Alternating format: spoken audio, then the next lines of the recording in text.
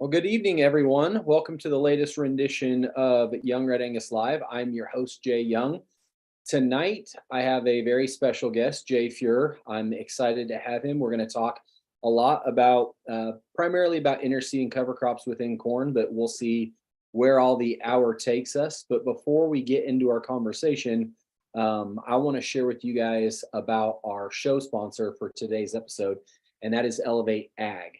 So I encourage you guys to go to elevateag.com and check out their amazing products. I've already used their Elevate Fungi product to treat our oat seed when we planted our oats, and our oats look good. I coupled the Elevate Fungi with some other products I bought, and then also our own Johnson Sioux compost, as well as I treated our oat seed, some cover crops, and then I planted it in the tops of our Johnson Sioux. So I'm going to send that off this week, and hopefully we'll get an analysis of whether or not we are able to get some different fungal colonies growing within our Johnson Sioux by treating oat seeds and getting them planted. But the other product I want to bring up tonight is their Oceanic Hydrolysate. It has chitosan in it, and we applied that when we did our Jimmy Red corn. I'm really excited about that because if it works and keeps back the cutworms, then I'm going to be able to continue to grow some of these heirloom corns. Right now, the challenge has been our stands when we plant an heirloom corn and being able to kill the cutworm. So go to elevateag.com and check out more of their amazing products.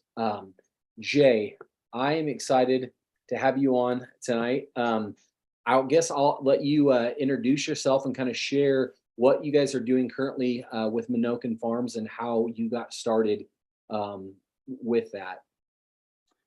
Well, we can do that. Good evening. Thank you for the invitation, Jay. Appreciate it. And of course, I felt real obligated to you because you're the individual that cleaned off my windshield in, I believe it was in Colorado or someplace. Yeah. And I couldn't even find a scraper in my car. Being from North Dakota, you'd think I'd have one. And you were cleaning the ice off, with your credit card. So I felt pretty obligated. We're going to have to do this. So Well, I appreciate that. I guess that makes us even then. Oh, I felt like we were absolutely. even. I felt like we were even when we went to Salina. I had a blast with you going to Fed and Happy on that trip in Salina. But anyway, I'll let you get into Menoken. Well, I'll just do a little short intro and jump in anytime. Okay. So I'm assuming we're going to be pretty flexible as to how we proceed and what we discuss. So that'd be fine. So I did have a background through USDA for a lot of years, and primarily with NRCS. So I was a conservationist. I was a conservation planner. And, I started in a lot of flood irrigation on the Missouri River bottom, and worked on that for a number of years, and also a lot of other structures, things such as waterways, diversions, dams, pipelines, livestock pipelines, designed and installed those for many years. And that kind of gave me a bit of a basis to start with. And in 2009, the local soil district decided to go forward with a conservation demonstration farm. And that became the Menoken farm. It's located near Menoken, North Dakota. And the term Menoken in the indigenous language means you reap what you sow. So it was a good name, always felt, for the Menoken farm, for a demonstration farm. And the fact that it's a demonstration farm, a conservation demonstration farm, makes it a bit unique. And I think what's a little difficult sometimes for people to grasp is when you come there, you probably don't see a lot of traditional, proven crop rotations, etc. It's intended to push the envelope a bit and allow people to look at something maybe they're not initially comfortable with, but when they can take a look at it on site, I think that helps helps them. So it's a quarter section of land. It's got 10 cropland fields, each about 12 acres.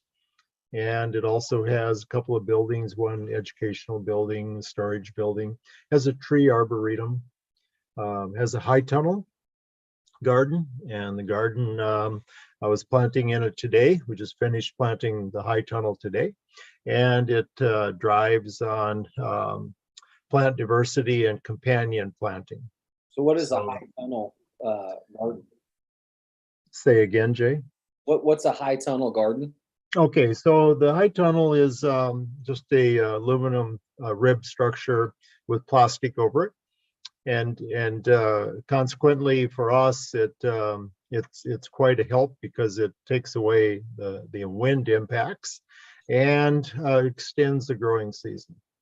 And so we can grow fruits and vegetables in it, and everything's planted in families, in communities, if you will.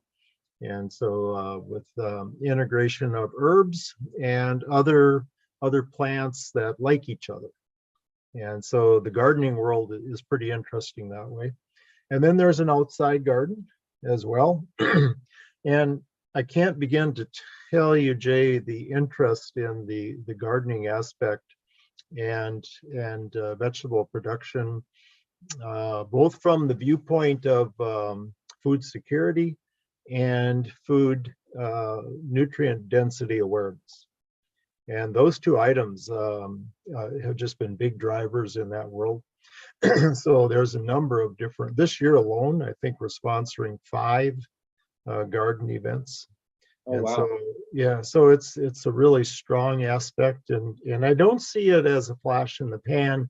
I think we've had these surges after pandemics, after world wars, et cetera, over time when we read about it. But this is driven differently than those events. And so a strong emphasis there.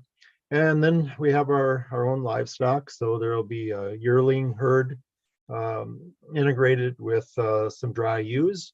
They'll be together as a herd. And then we weigh them after each forage change. So we record the gains per acre and the gains per critter, okay? And you start to kind of paint the picture. And then there's a tree and shrub arboretum. And so a lot of interest in that also.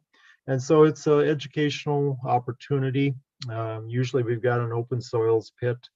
And when groups come, we try to do some soil function type activities in the field, depending on what their goals are.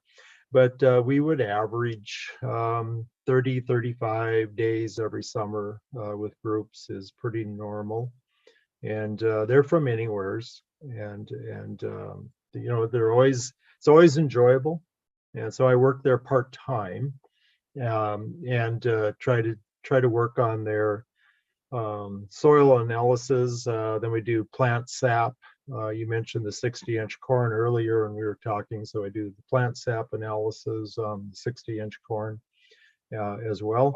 How is a plant sap analysis different than like bricks? So it's going to be, whereas the bricks would give you an indication of the sugars for photosynthetic rate, basically when the photosynthetic rate ramps up closer to noon, you know, you can kind of track that on bricks a bit. Whereas the plant sap analysis will probably give you, I'm going to say somewhere around, I have one handy here. In fact, it's probably got about 20 different indicators, from trace elements to cations to anions, you know, NPK, etc.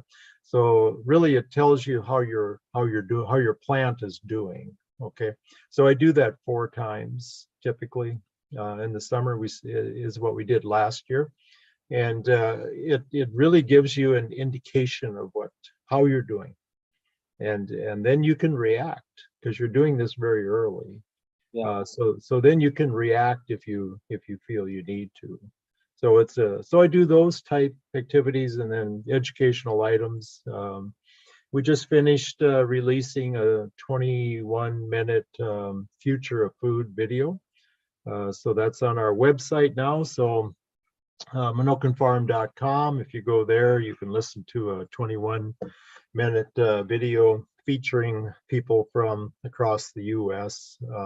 That were interviewed, and it was put into a bit of a story, and explains the use of the soil health principles, and really speaks to, I feel, speaks to our health and speaks to our food, again, food security and nutrient density, and how we kind of maybe lost a little bit of that nutrient density along the way.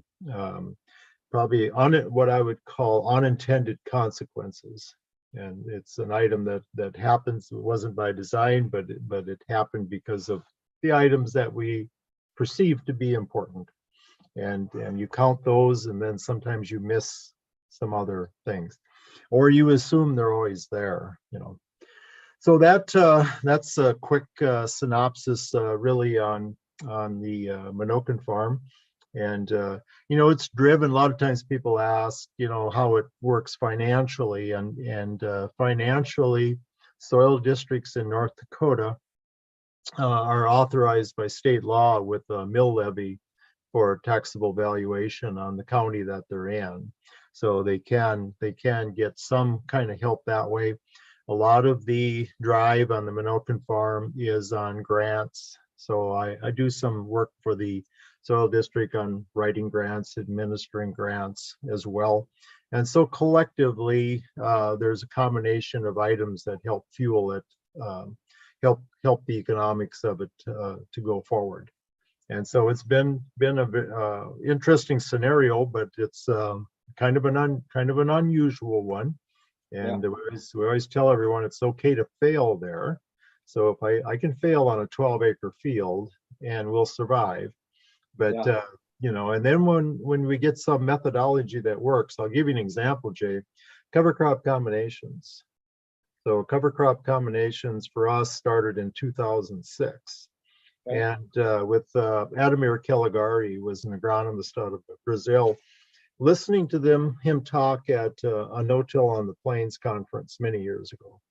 And so 2006, we plant cover crop combinations first time. And so that from there, you know, you would have your tours and your demos, and then we started to get them out to small plots on different farms, and make it move forward for us in the Northern Plains. And so it's things like that have come out of there that help us. When we find something that works, then we try to integrate it onto a small scale in the farm community. What was sourcing cover crops like in 2006? Well, the first time we called one of the local seed dealers in Bismarck, there was a bit of a pause on the phone because we had a grocery list of ones that we wanted. They were polite, but they were breaking up a bit on the thought of trying to purchase some of these items in 50-pound bags or something of that nature. And the interesting thing about it was they went to work and they found every one of them. They were very reasonable in cost. And so there wasn't much use of a lot of these species. And so they were not expensive at the time. 2-3 years later, they were much more expensive. But initially, they weren't bad at all. And so then we went ahead and we planted them as monocultures, and we planted them as polycultures, both. And then we would send in the forage analysis, and then we would backhoe across them. And we would take a 4-foot depth, and we would look at all the rooting depth and look at all the connection, if you will, on the polycultures. And then 2006 for us was a drought year. And the interesting thing was our monocultures dried up and just basically died. And the polycultures continued on. In fact, during that heat wave and drought year like that, even the leaves just laid flat out. And so it was so interesting to observe that.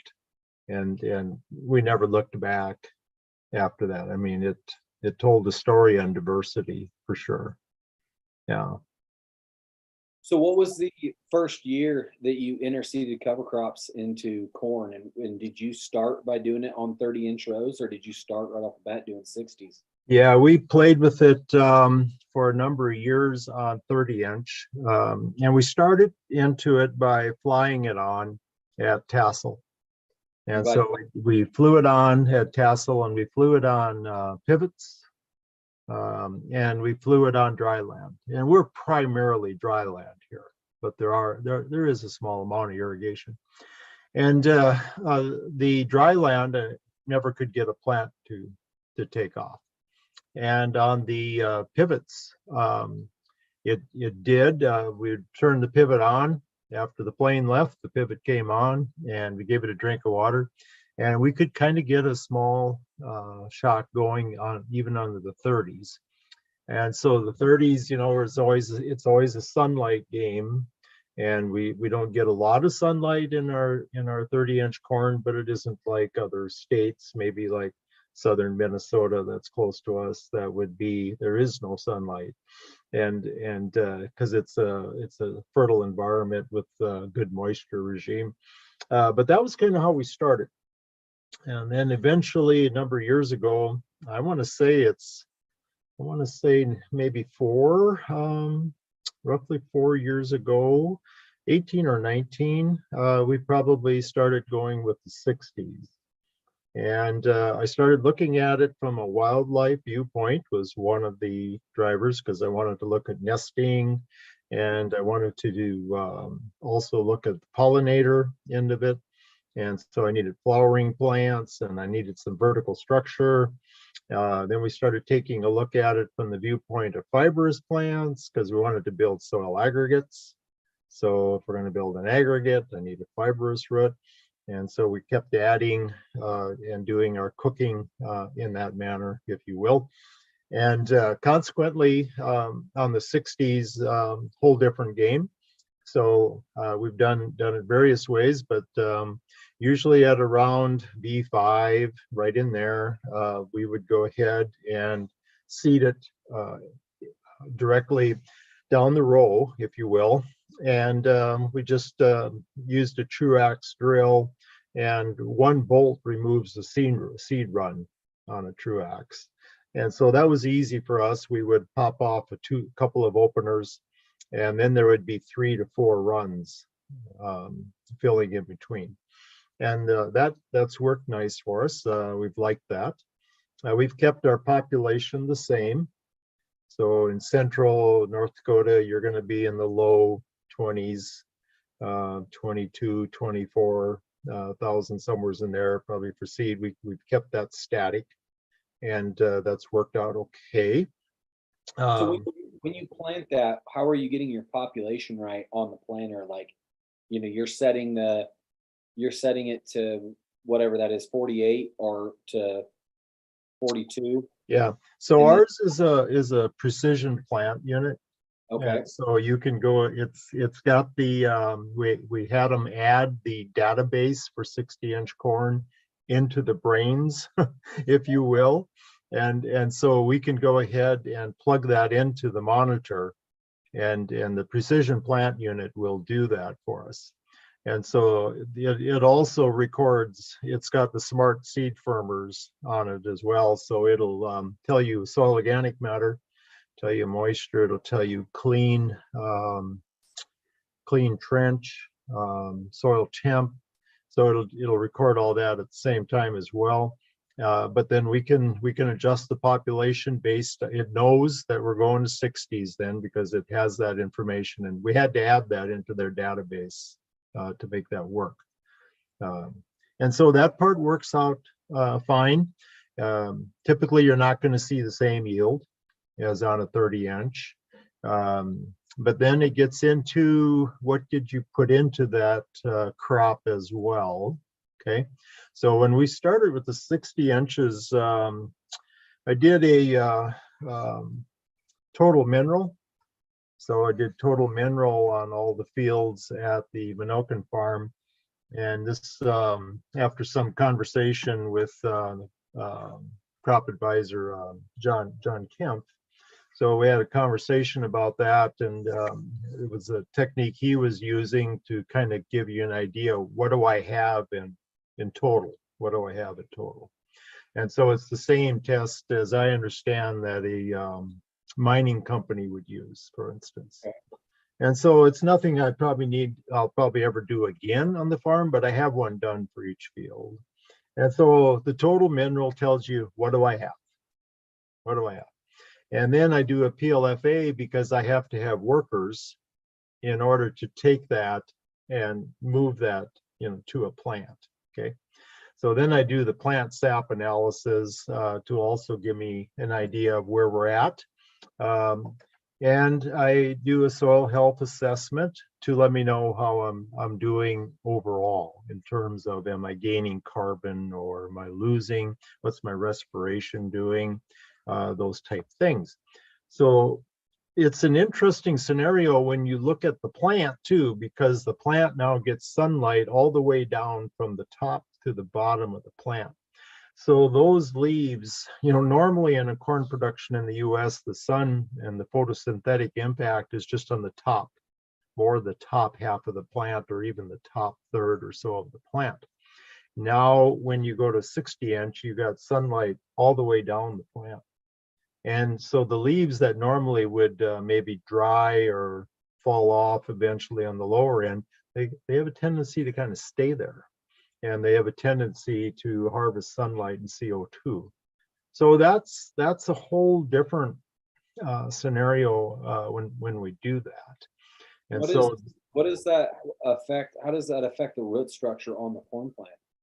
Well, I don't have data that I've dug up a lot of these plants. I like the looks of the root mass, but you are putting them closer together also. But I think from the viewpoint of the health of the root system, I thought looked pretty good. I like the look of the plant because of the photosynthesis occurring on the entire plant. So we're using a bioinoculant on the seed. So it's a naked seed. And so a bioinoculant on the seed, and that'll go in with the at planting time. We'll put in usually around 4 gallons of per acre of a bioinoculant that we extract out of an extraction pad, if you will. And so that'll go in directly through a liquid tank right into the seed trench.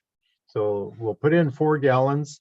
Now you could just inoculate the seed ahead of time, and you would need really a small amount of material to do that.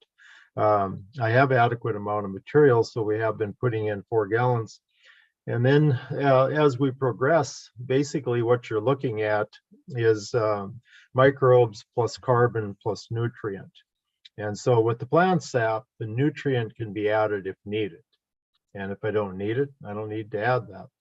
And so what stage of the plant are you taking the plant sap analysis? So the first one is real early. You take the entire plant.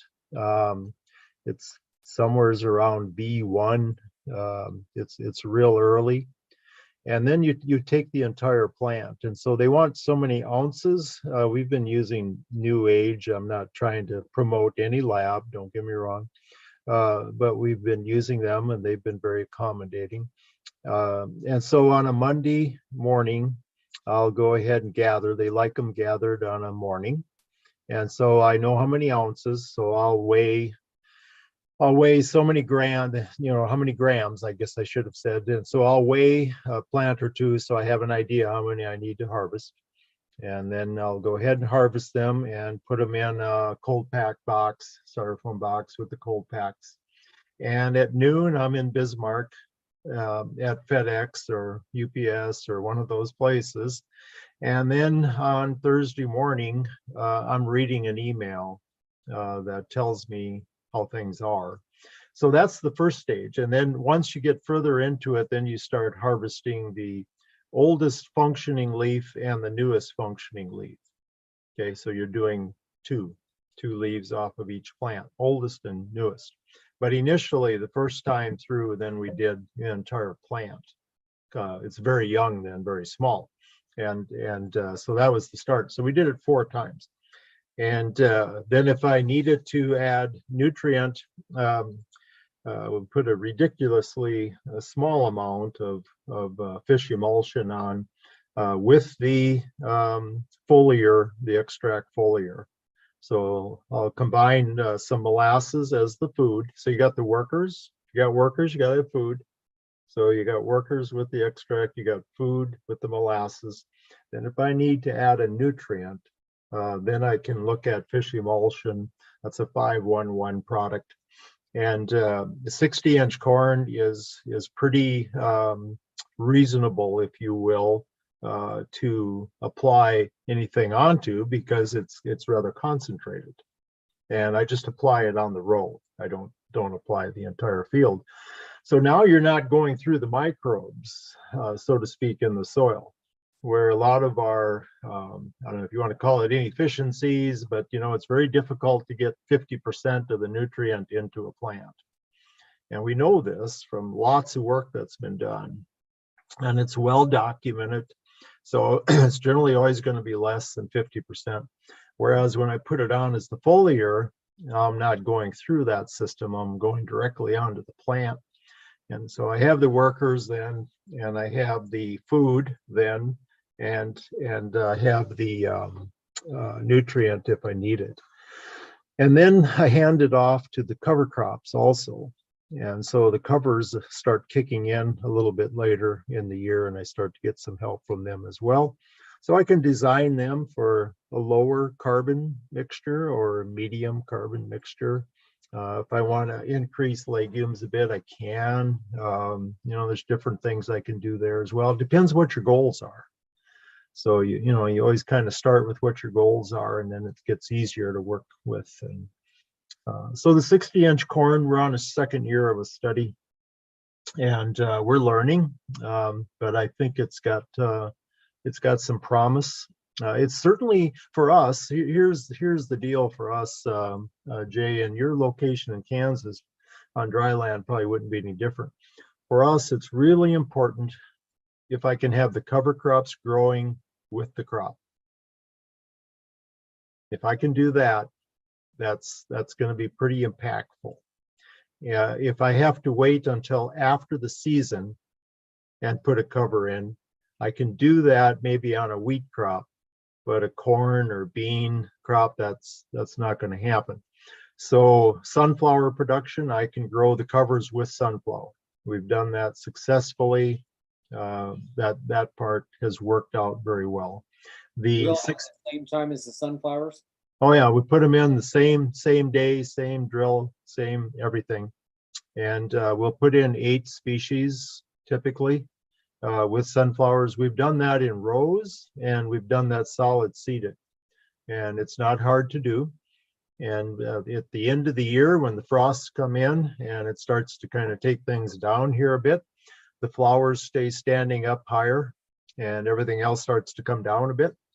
And we can harvest the flowers without it's just strictly sunflower you're harvesting. So there's no other seed production from the covers is fallen down by then. So we don't have any issues with that. That's been very successful for us. And then the covers are actually doing their work in biological time, in real time, with the full cover and the cash crop. And then after harvest, you are instantly ready for grazing. And it's a high nutritional plain. They do really well in that. So we weigh all our livestock. I really haven't been able to beat 60-inch corn with covers on gains. That's kind of been our kingpin. And dry year or average year or wet year, it usually comes floating to the top on gains, beef per head per day, and pounds of beef per acre.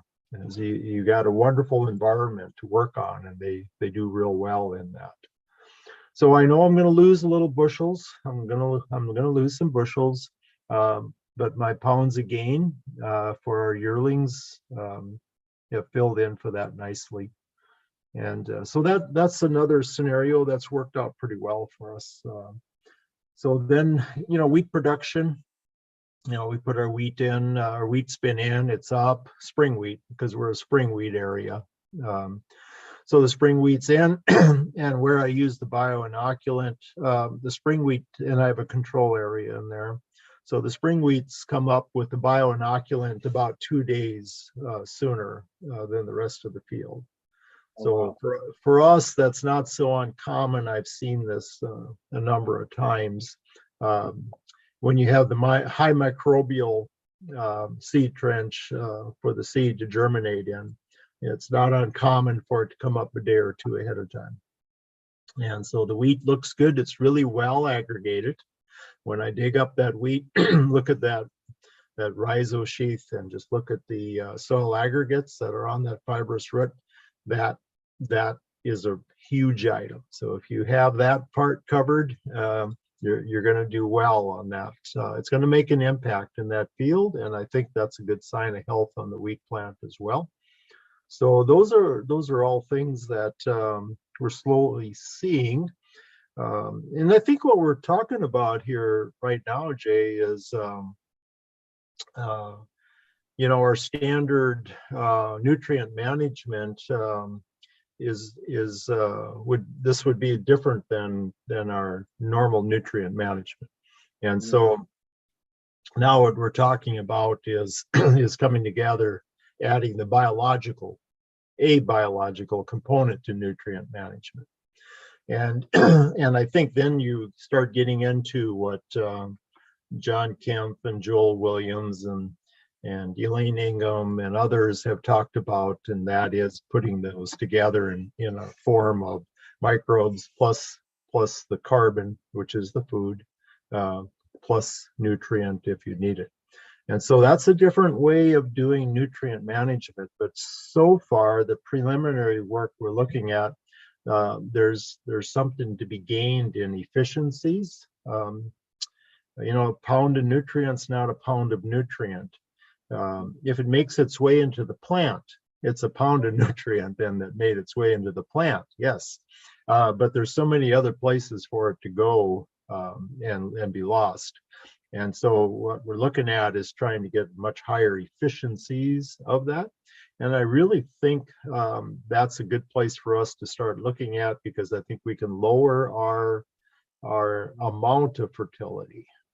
And so it's a big topic. There's a lot to be learned yet on it, but it definitely has my interest. So Jay, I want to talk a little bit about, so many people are focused on days of grazing, and I'm glad you brought up the days of grazing aspect of it, but what are the benefits to the carbon going back into the soil and the soil health benefits from doing 60-inch corn over 30-inch corn, or even 30-inch corn with cover crops? Yep, that's a great question. So last year I did 4 fields, and of course took all the carbon levels in it early in the season, before it was planted.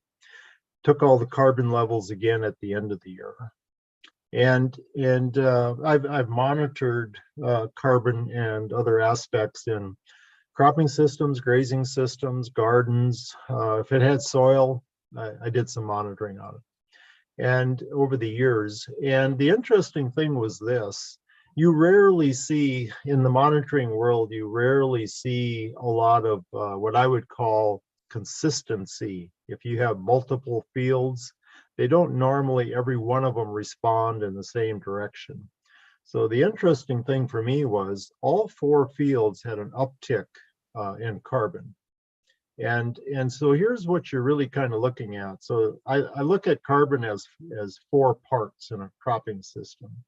So you have carbon that's, if you take a corn plant, you're going to have 1/3 of the carbon in the grain, 1/3 of the carbon, but that's going to, leave the field with tires under it.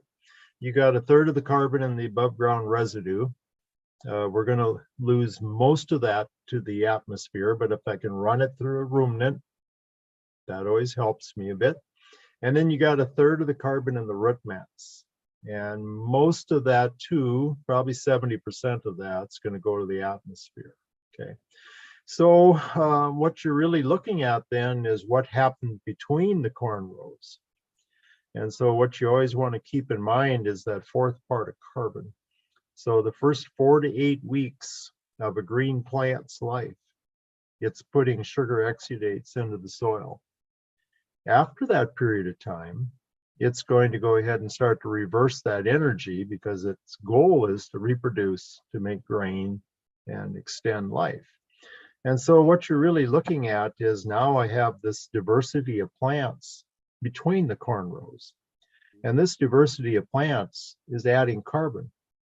And they are adding carbon, and not just when you have diversity of plants, maybe sometimes we have 8 to 10, depends, different plants, different species in this mixture.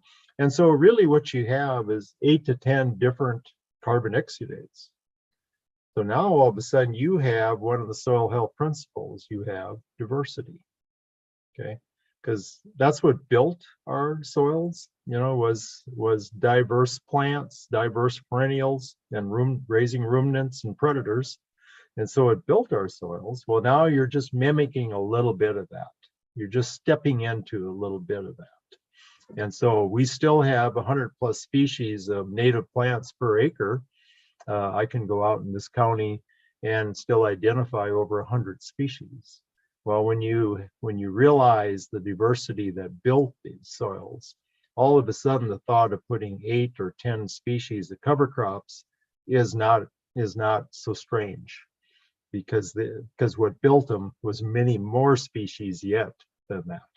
So now we have these, it's what you don't have in a standard cornfield. So the standard cornfield has one species giving off exudates.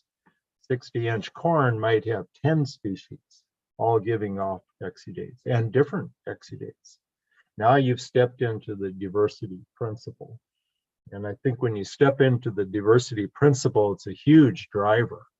And it's not intended to be alone.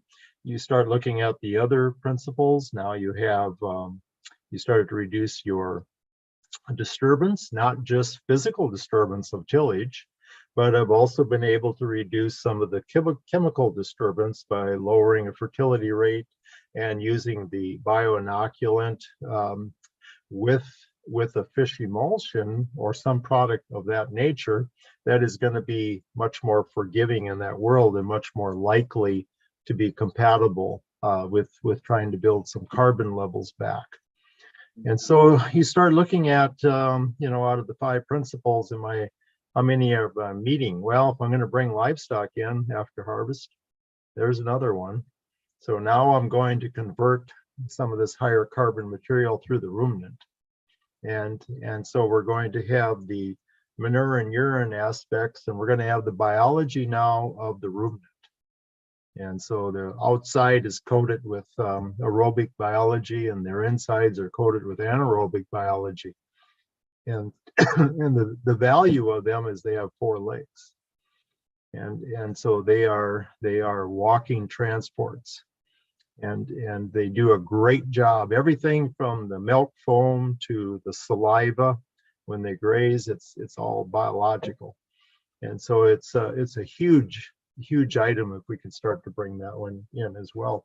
So all of a sudden you look at 60-inch corn with covers that gets grazed with livestock at the end of harvest, and you are clicking a lot of boxes on soil health principles. And you're doing it in a time of year where the cover crop can give you the exudate, because your moisture is adequate, your season is adequate, all these type of things. So it's pretty exciting. I think we got a lot to learn. I don't think we need to be at 60 inches maybe. I think we could do it at less, something more than 30, but less than 60. But I think we went to 60s because of headers. Yeah. Yep. And I get that.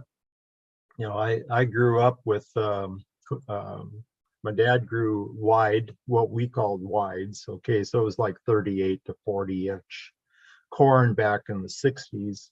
And so that would have been, you probably could have put in a row or 2 in there of covers in between, because it would have allowed sunlight in. And so 60 is maybe not a gold standard necessarily, but it's a convenient thing with the combine header, etc. Have you tried any heirloom corn, Jay? I have not. I have not, but I think there's another aspect that could be looked at, and there's something that you probably know a fair bit about then. Not a ton. We did it in 2020 and had a terrible stand. And then I was thinking it was because there was some drift from when Dad sprayed another part of the field.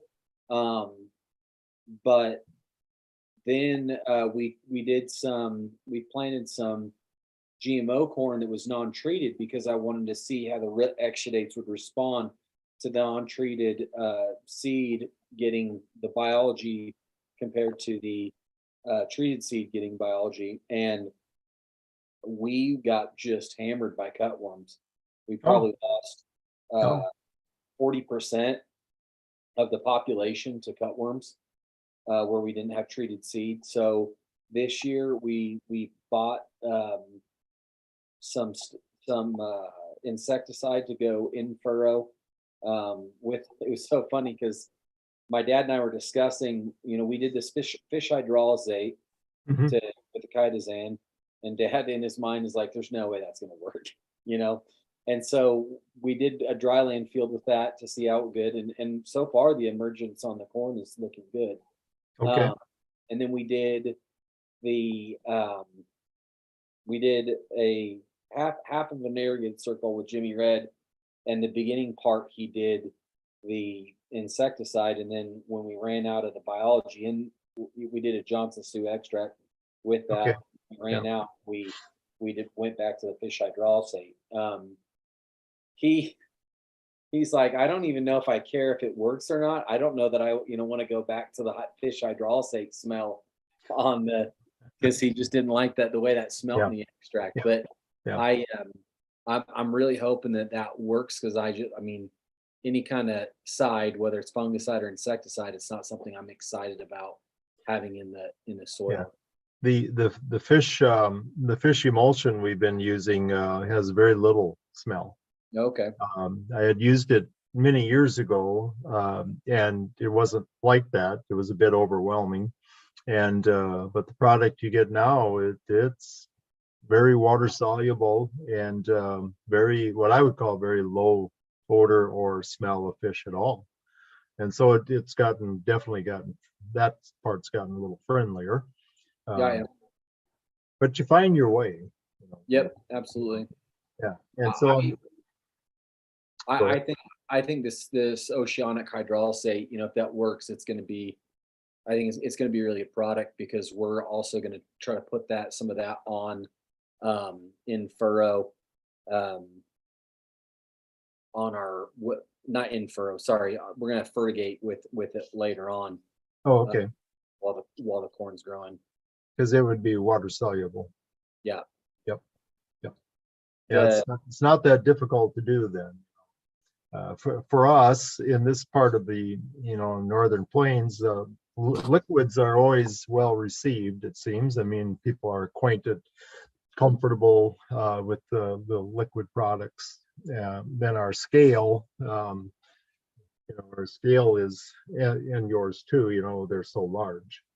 And so you need something that fits your scale and your environment, and you're trying to make something work, right? Yeah. Wanted to ask you, Jay, you haven't brought up any species of that works in your area. Do you want to just share briefly on some of the stuff that you use to accomplish different goals that you're trying to accomplish when you're doing the 60-inch corn? Okay, as far as cover crop species? Yeah, cover crops. Yeah. Okay, so there's a number of species that we've used over the years. I'll just kind of start with the brassicas, whether they are radishes or turnips or kale or there's a number of different ones, but I like to go kind of small on them.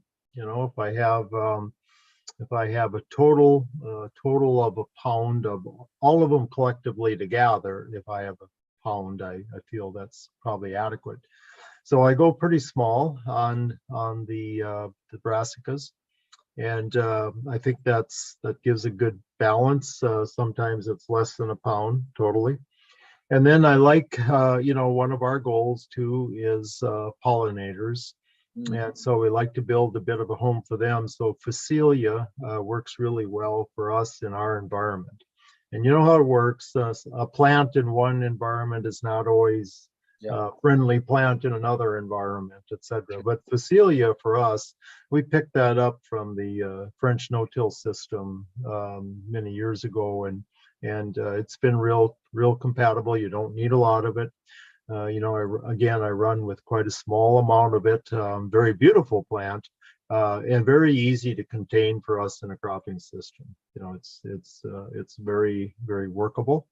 Then too, I like flax because flax is highly mycorrhizal, and so you can bring in flax. And of course, I'm partial to it because my dad used to grow quite a bit of flax back in the 50s and 60s in central North Dakota. And so flax was always part of our environment.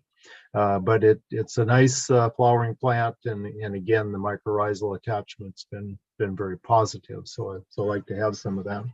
And then of course, there's all the millets and all the sedans.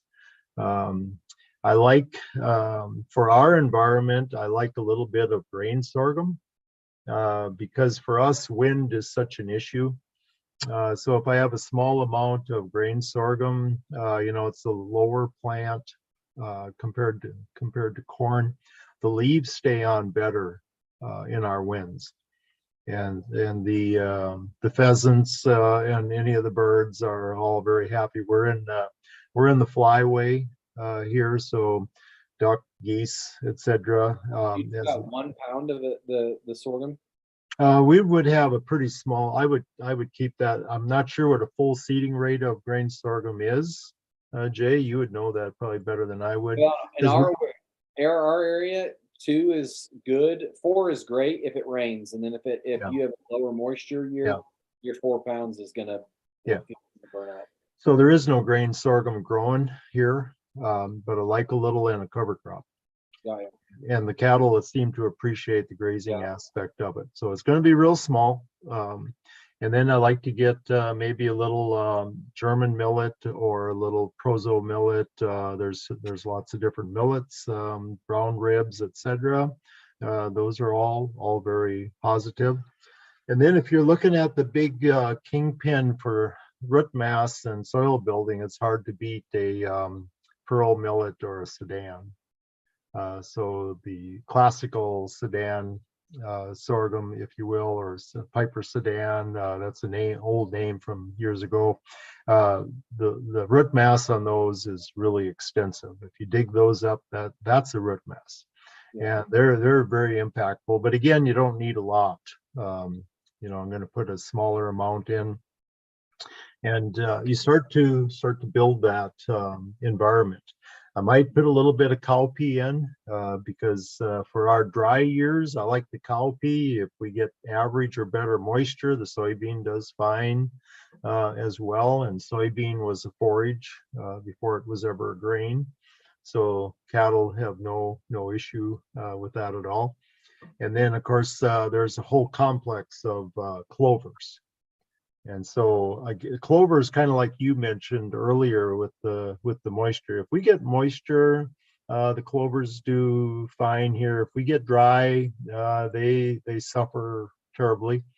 If we get a bit dry, then the millets and the sedans and the grain sorghums flourish. And so I like to kind of cover my bases a little bit.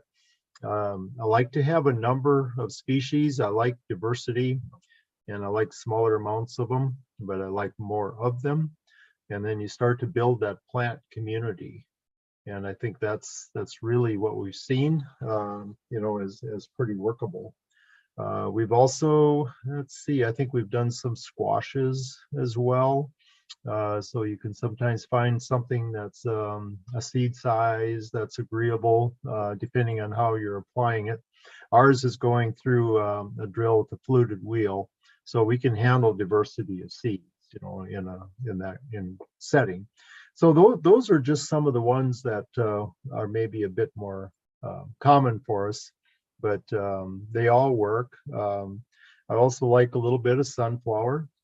That's a huge item as well. And so the deer like to come in and harvest the heads when they start to blossom, but that's all right. So there's a lot of deer here as well.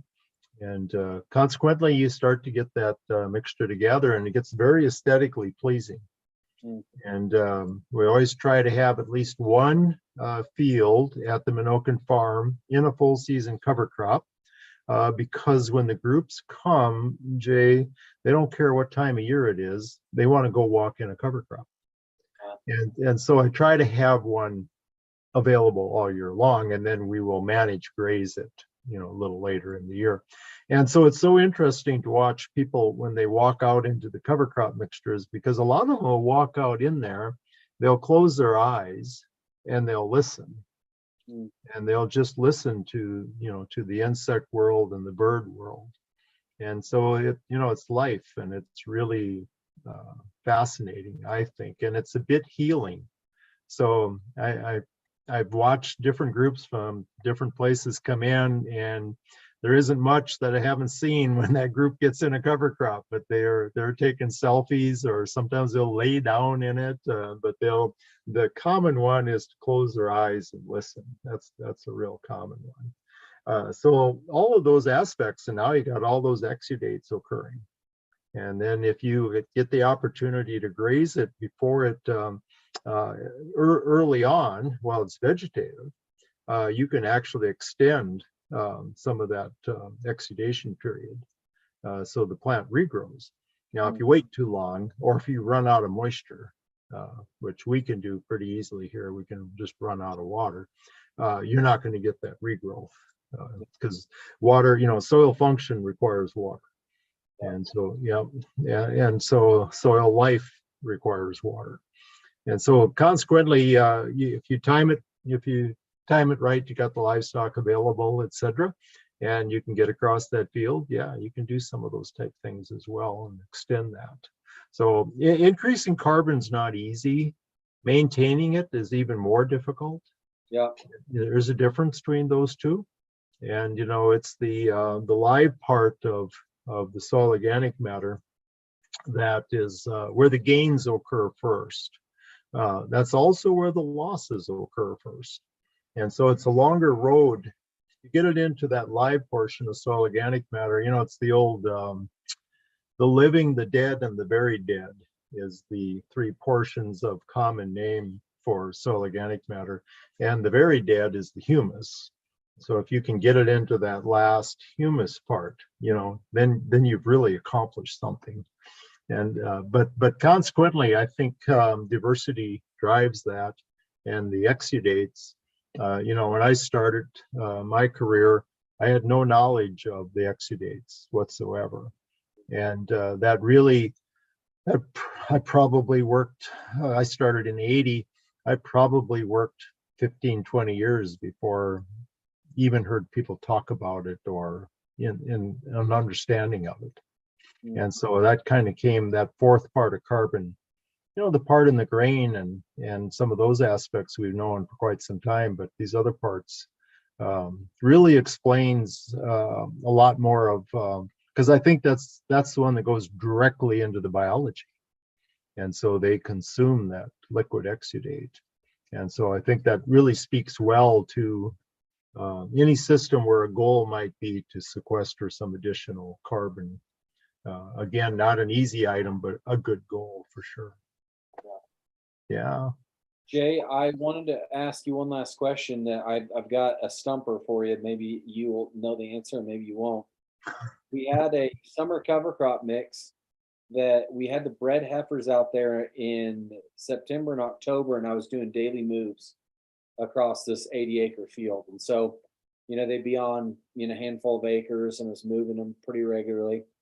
and then it froze there in October, and I was a little bit worried about the sorghum Sudan grass that was out there and have any kind of issues with prussic acid. And so I moved him to corn stalks, and we had about, I want to say, 15 acres left on this 80-acre field to do. And then I planted a full quarter, so the other 80 acres of this quarter was just going to be stockpile grazing. And there's quite a bit of kochia and pigweeds out there. And so anyway, we sprayed the pre-emergent out there. We're planning on planting corn there, and lo and behold, there's a thick mat of kochia weeds across this field, or at least I thought it was across this field. And anyway, today I drove through it, and I realized the thickest part of the kochia is where we didn't do rotational grazing on the end. And then where I did stockpile grazing for my replacement heifers on the other 80, there's quite a bit amount of kochia growing there. But where I did rotational grazing at the end of October, I can't find any kochia weeds. And there's plenty of kochia plants out there that didn't get fully eaten. There's a seed bank out there for kochia weeds where they rotationally graze, but there isn't kochia. It's blowing my mind, and I didn't know if you knew anything about that or any kind of explanation. Yeah, no, it's a good question. I guess the first thing that would come to my mind, is what is your ground cover? Do you have the granivores? Do you have the beetles, etc., that eat volunteer seeds or eat weed seeds or grain seeds on the surface? They make a huge impact on this world. So if you have a litter, they have a place to live. If you have bare soils, it's a tougher environment for them. They really don't flourish very well in that at all.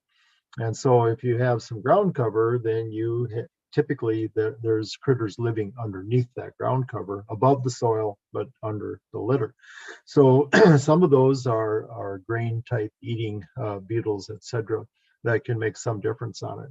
But if you had plants that were seeding out, a kochia plant that was going to seed, that I still would find that a bit odd that that you didn't have some kochia growing in that environment, even though you grazed it. Yeah. So yeah, I mean, I don't have a good answer for it. It's a good question. It's possible that the plants were so thick where we didn't do rotational grazing that there wasn't enough contact with the pre-emergent getting down into the soil. Well, there's always the mechanics of applying something. There's that too, sure. Kochia is pretty resilient.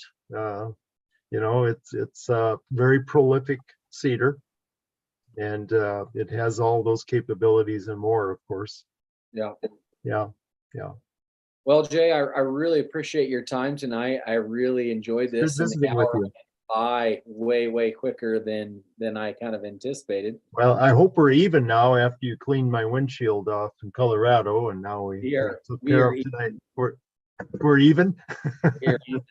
More than even. I'm going to go ahead and end the show, but if you want to stay on, I had a few more questions for you. Sure. If that's okay. Sure. Absolutely. For all you guys watching, thank you so much for watching this week's episode. We'll see you next week, and then I'm going to take a indefinite break starting in June from YouTube Live. I plan that I'll start it back up, but my kids are young, and I only have them from the age of junior high to high school for 6 more years, and then they're gone. So those are kind of things I'm all weighing out as I'm contemplating the future of YouTube Live. But we still have shows for the rest of the month of May, and I hope to see you guys next week. Jay, thank you so much again. And wish you the best.